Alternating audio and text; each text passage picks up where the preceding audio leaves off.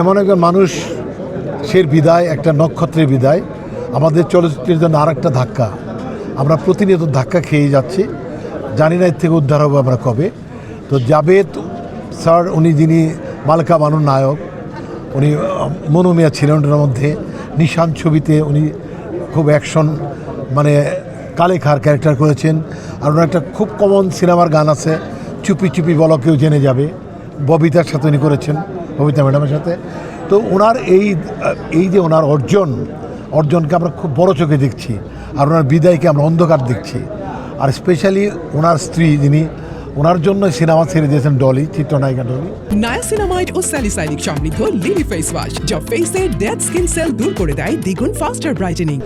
উনি এমন একজন মানুষ, 18 বছর বাচ্চার মতো তাকে লালন পালন করেছে, তাকে ট্রিটমেন্ট দিয়েছে।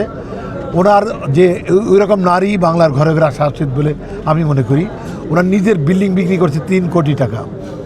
সেই 3 কোটি টাকা দিয়ে উনি চিকিৎসা করেছেন ওনার হাজব্যান্ডের। বাট হাজব্যান্ডের কিন্তু বিল্ডিংটা উনি বিক্রি করেন নাই। এই যে স্যাক্রিফাইস, এটার নামে আসলে ভালোবাসা। ওনার এই ভালোবাসা অমর হোক, ইতিহাস হোক, বাংলার নারীরা দেখুক। আর পাশাপাশি আমি বলতে চাই যে এই নক্ষত্রে যে বিদায় হয়ে গেছে, এই অভাব কখনোই পূরণ হবে না।